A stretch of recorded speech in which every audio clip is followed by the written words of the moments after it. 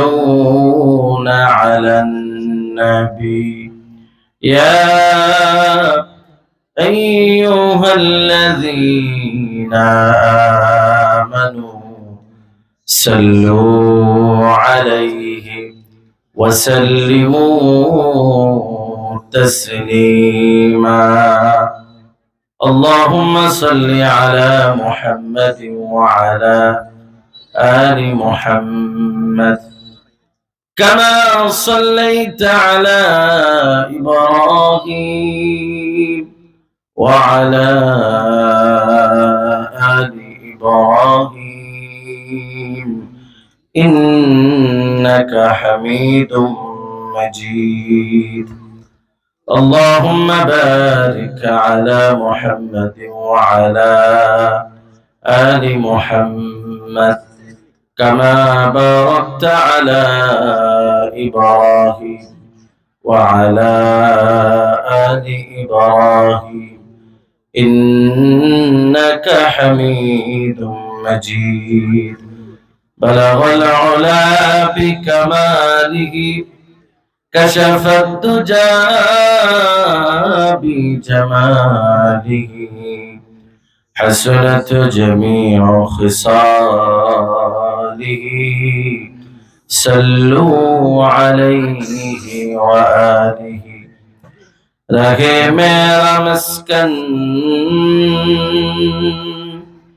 حوالی کعبہ رہے میرا مسکن حوالی کعبہ رہے میرا مدفن حوار مدینہ بلغ العلا بکمالہ كشف الدجى بجماله حسنت جميع خصاله صلوا عليه وآله মাহফিলে আসতে পেরে বেজার না খুশি? কম না বেশি? যারা দাঁড়িয়ে আছেন কষ্ট হচ্ছে, হয়তো বা মাহফিল ভালো লাগছে না। যদি ভালো লাগে বসলে ভালো হয়, আর যদি ভালো না লাগে অযথা ধাক্কাধাক্কি করে কোনো লাভ নেই। কি বলেন? কথা শুনলে একটু ভালো করে শোনা উচিত। দয়া করে সামনের অংশটা খালি করে দিলে খুব ভালো হয়। বাসায় গিয়ে ঘুমাতে পারেন, কাজে লাগবে।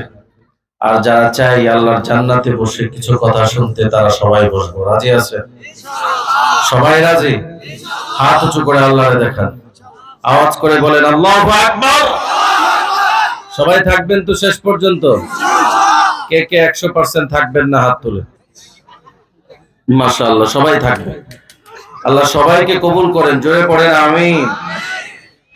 দারুন নাজাত মহিলা মাদ্রাসার উদ্যোগে আয়োজিত আজকের এই ওয়াজ মাহফিল, সম্মানিত সভাপতি বিভিন্ন অধিবেশনে বক্তব্য রেখেছেন। আমার সামনে অত্যন্ত কষ্ট করে এই প্রচন্ড শৈত্য প্রবাহের মধ্যেও সবকিছু ভেদ করে কালেমার পতাকা এবং ইসলামকে জয় করতে আপনারা একত্রিত হয়েছেন। সেজন্য সকলে দিল থেকে উচ্চ আওয়াজে সমুচ্চারিত কণ্ঠে পড়ি আলহামদুলিল্লাহ।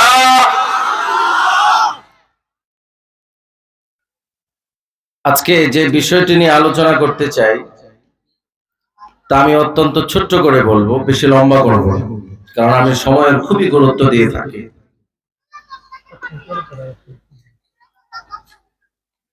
2024 সনে জুলাই বিপ্লবের পরে আমরা যে উদারতা দেখিয়েছি, আমার মনে হচ্ছে এখন এই উদারতাটা আমাদের দেশ এবং এদেশের মানুষের জন্য খুবই অকল্যাণকর হয়েছে। কথা বলে না? যদি জুলাই বিপ্লবের পরে আমরা কঠিন হতে পারতাম, তাহলে আনসার বিদ্রোহ আমাদের দেখতে হতো না, ইসকন বিদ্রোহ দেখতে হতো না। তাবলিগি ভাইদের উপরে সওয়ার হয়ে বিশ্ব ইজতেমা বন্ধ করার পায়তারা হতো না। এমনকি সর্বশেষ বাংলাদেশের হার্ট বলা হয় যাকে, সচিবালয়, সেক্রেটারিয়েটে আগুন ধরাবার মতো দুঃসাহস করতে পারত না। ভুলটা হয়েছে আসলে গোড়ায়। সাপ মারতে গিয়ে লেজে আঘাত করছে, তো সাপ তো আপনাকে কাটবেই। আসলে আগে কল্লাটা ভাঙ্গার দরকার ছিল। যদি কঠিন হতে পারতাম আনসার বিদ্রোহে, যারা যারা আনসার বিদ্রোহ করেছে তাদের সবাইকে ধরে বাইতুল মোকাররমের সামনে উপস্থিত করা যেত।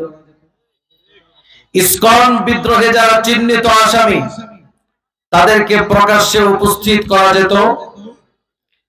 যদি তাবলিগি ভাইদের উপরে সওয়ার হয়ে যারা বাংলাদেশে ষড়যন্ত্র করার পায়তারা করেছে তাদেরকে চিহ্নিত করে প্রকাশ্যে দিবালোকে উপস্থিত করা যেত।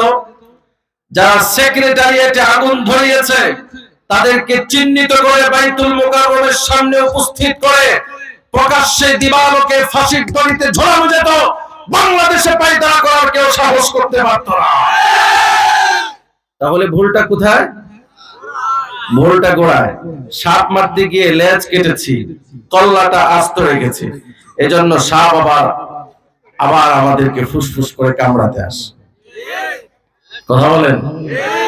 সুতরাং যদি এই চিহ্নিত আসামিদেরকে শাস্তি নিশ্চিত না করা যায় এবং অপরাধীদের বিরুদ্ধে কঠোর না হওয়া যায়, তাহলে শুধু সেক্রেটারিয়েট নয়, গোটা বাংলাদেশের 100 কোটি মানুষের কবর পড়বে। কাজে আমাদের কি হতে হবে? কঠোর হতে হবে। জোরে বলেন না, কি হতে হবে? শত্রুর বিরুদ্ধে কঠোর হতে হবে। কাজে আমি আজকে এটাই আলোচনার টপিক নিলাম, সাবজেক্ট নিলাম। আশা করি আলোচনাটা আপনারা সবাই শুনবেন ইনশাআল্লাহ। পড়ে হাত উঁচু করে দেখান কারা কারা শুনবেন। আল্লাহ সবাইকে তৌফিক দান করেন। জোরে পড়েন আমিন। মাহফিলে যা বিষয় সাজিয়ে নিয়ে আসি সেটা বলি, কিন্তু আপনাদের অনেকের মনে অনেক প্রশ্ন থাকে, ওগুলি জানাও হয় না, ইসলামের উপরে আমল করাও সহজ হয় না।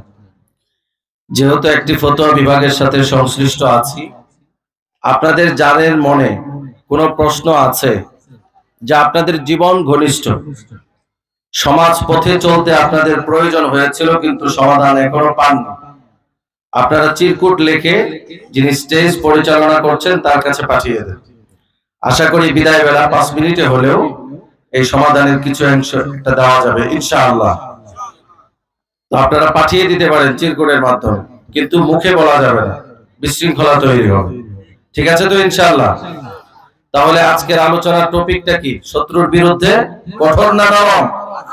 আওয়াজ করে বলেন, কঠোর না নরম? খুব গরম থাকতে হবে। তাহলে কোরআনুল কারীম থেকে একটি আয়াত নেন, কোথায় আল্লাহ পাক এই কথা বলেছেন শত্রুর বিরুদ্ধে কঠোর হতে হবে। অথচ বিশ্বনবী সাল্লাল্লাহু আলাইহি সাল্লাম সারা জীবন শুনেছি মানুষকে ক্ষমা করে দিয়েছেন, কিন্তু কোথায় আছে আল্লাহ পাকের কোরআনে শত্রুর বিরুদ্ধে কঠোর হতে হবে? চলেন তাহলে আয়াতটা পড়ি। আমার সঙ্গে আপনারাও তেলাওয়াত করতে পারবেন, আশা করি পারবেন তো। সূরাতুল আনফাল 60 নম্বর আয়াত। আল্লাহ রাব্বুল আলামিন বলেন, ওয়া'আইদ্দু লাহুম মাসতাতা'তুম মিন কুওয়াহ وأعدوا لهم ما استطعتم من قوة ومن رباط الخيل ترهبون به عدو الله وعدوكم وآخرين من دونهم لا تعلمونهم الله يعلمهم وما تنفقوا من شيء في سبيل الله يوفى إليكم وأنتم لا تظلمون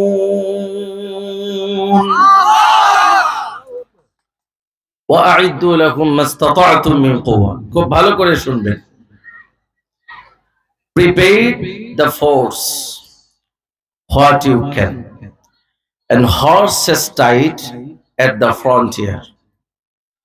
তোমরা কাফের মুশরিকদের জন্য শক্তি প্রস্তুত করে রাখো, ফোর্স প্রস্তুত করে রাখো, আর অশ্ববাহিনী প্রস্তুত করে রাখো।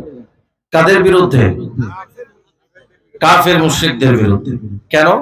To frighten thereby the enemy of Allah and your enemy, যাতে করে আল্লাহর দুশমন আর তোমাদের দুশমনদেরকে তোমরা ভয় দেখাতে পারো।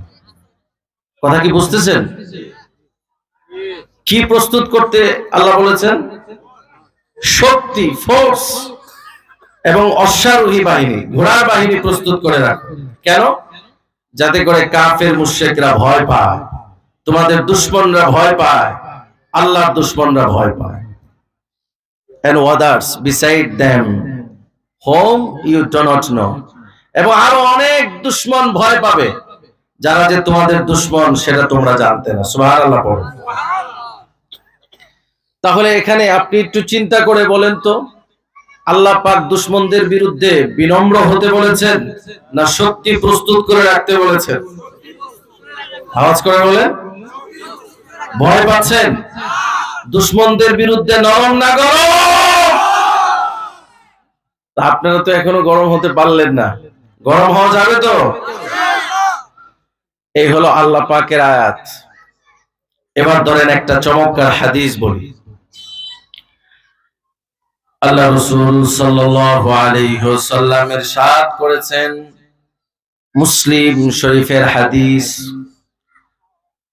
হযরতে আবু হুরায়রা রাদিয়াল্লাহু তাআলা আনহু হাদিসটা বর্ণনা করেছেন।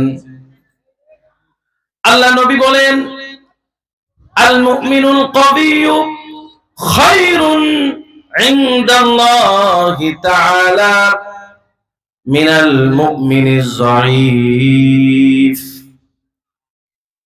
যে ঈমানদার ঈমান এনেছে কিন্তু অত্যন্ত দুর্বল, জায়গা মতো গরম হতে পারে না, সাহসিকতা দেখাতে পারে না, অন্যায়ের বিরুদ্ধে কথা বলতে পারে না, ওই ঈমানদার ব্যক্তির চাইতে ওই ঈমানদারের কিন্তু দাম, সম্মান, মর্যাদা আল্লাহর কাছে অবশ্যই আছে। কথাগুলি ভালো করে খেয়াল করবেন।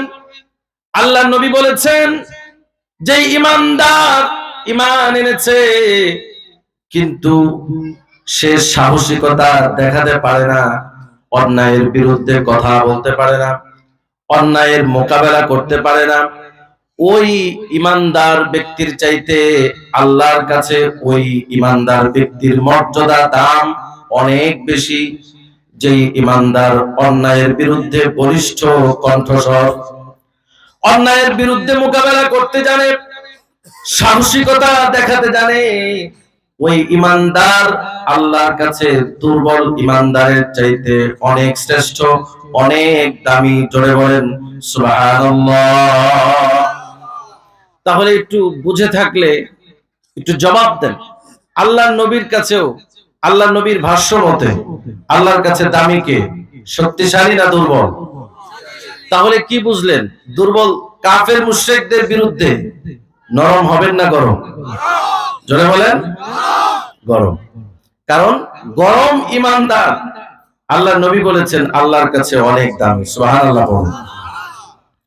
এই গরমটাই আমরা আসলে দেখাতে পারি না, কিন্তু 24-এর পরে মোটামুটি বাংলাদেশ একটা গরম অবস্থানে আছে। আপনারা জানেন কিছুদিন আগে বাংলাদেশের সুন্দরবনে 12 জন জেলে ট্রলারে করে মাছ ধরতে গিয়ে অ্যাক্সিডেন্টলি ট্রলারটা ডুবে গেছে।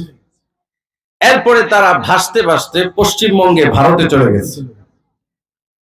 ভারত সরকার তাদেরকে গ্রেফতার করেছে এবং তাদের বিরুদ্ধে অনধিকার চর্চা, অন্যায়ভাবে ভারতে প্রবেশ করার কারণে একটা মামলা দায়ের করেছে।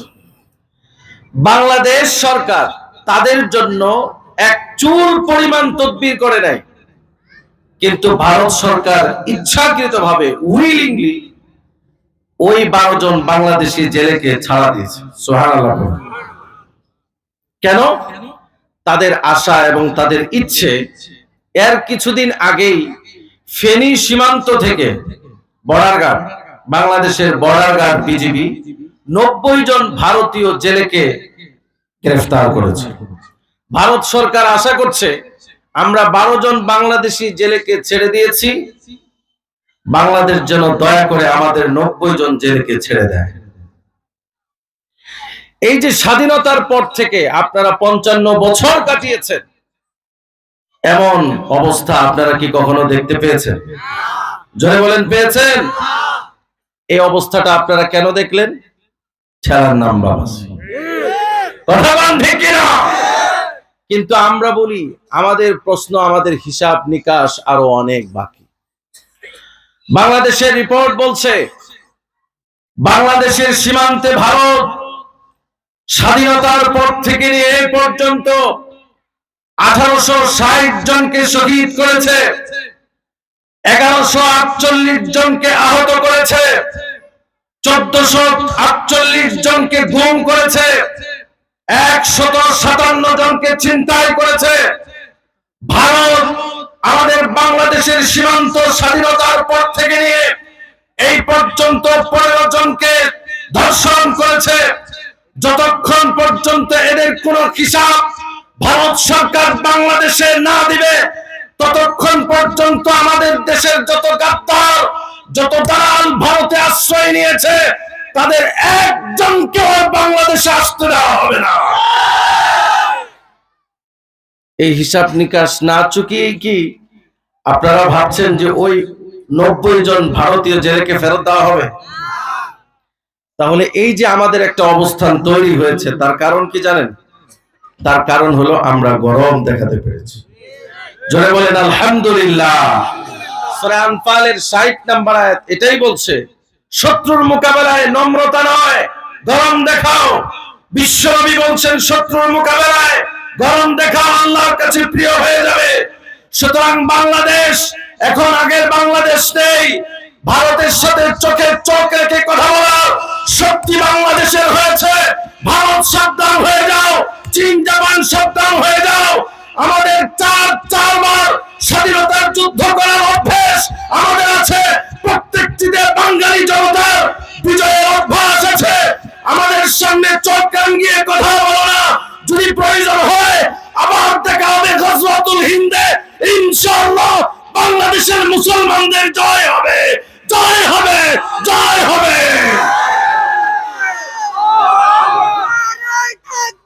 আল্লাহু আকবার। ভারতের দালালেরা হুঁশিয়ার সাবধান, হুঁশিয়ার সাবধান। ভারতের দালালেরা দিল্লি না ঢাকা, ঢাকা ঢাকা। ভারত না বাংলাদেশ, বাংলাদেশ বাংলাদেশ।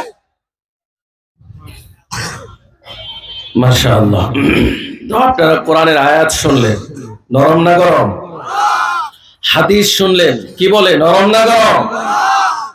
আর গরমের ফায়দাটা জুলাইয়ের পর থেকে আপনারা পেতে শুরু করেছেন। কথা বলেন ঠিক কিনা? এবার নবীজির সিরাত শুনেন। সাজানো গোছানো আলোচনা অল্প কথায় শেষ করে দিই। নবীজি শত্রুর মোকাবেলায় গরম ছিলেন না নরম ছিলেন? দেখেন, উহুদের যুদ্ধের কথা আপনারা সকলেই জানেন।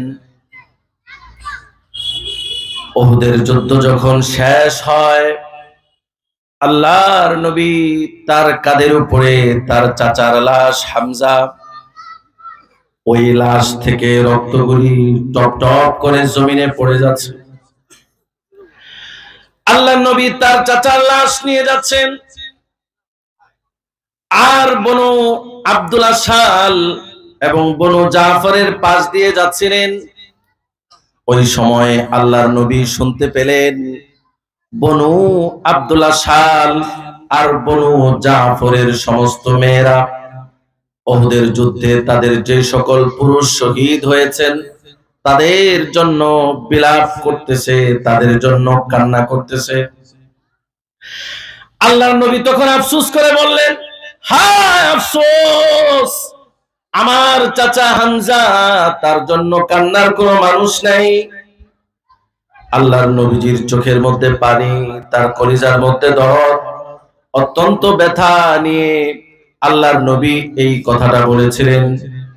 হযরতে সাদ ইবনে উবাদা এবং হযরতে উসাইদ ইবনে হুদাইর রাদিয়াল্লাহু তাআলা আনহুমা ওয়া আনহুম আজমাইন আল্লাহর নবীর এই ব্যথাটা বুঝলেন। কারণ সবার জন্য কান্না হচ্ছে, কিন্তু তার শহীদ চাচার জন্য কান্না হচ্ছে না।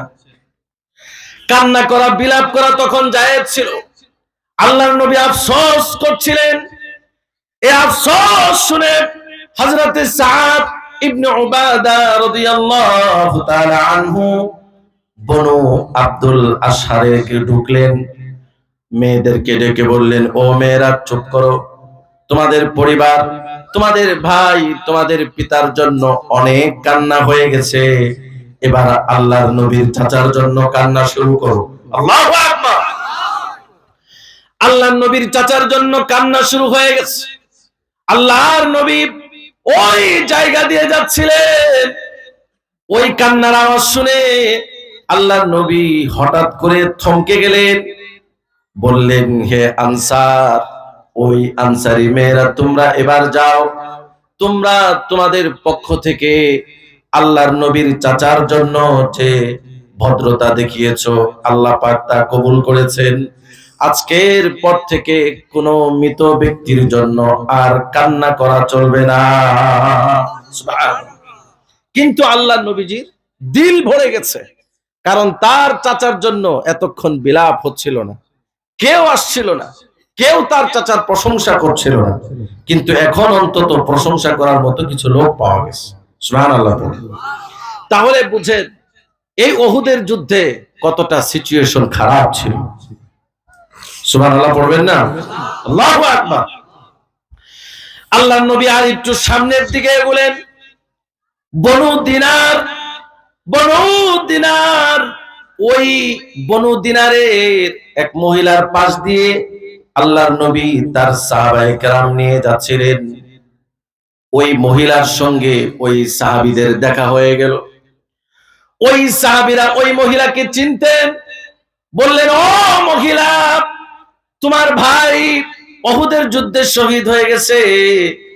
ওই মহিলা, তার ভাই শহীদ হয়ে গেছে। এই কথা শোনার পরে ইন্না লিল্লাহি ওয়া ইন্না ইলাইহি রাজিউন, ইন্না লিল্লাহি ওয়া ইন্না ইলাইহি রাজিউন, এটা ছাড়া আর কিছুই পড়লেন। তার মানে ভাই শহীদ হয়ে গেছে, সামান্য পরিমাণ আফসোস ছাড়া আর কিছুই তিনি দেখালেন না। সুবহানাল্লাহ পড়বেন না? এরপরে ওই সাহাবায়ে কেরাম ওই মহিলাকে আবার শোনালেন, ও মহিলা শুনো, উহুদের ময়দানে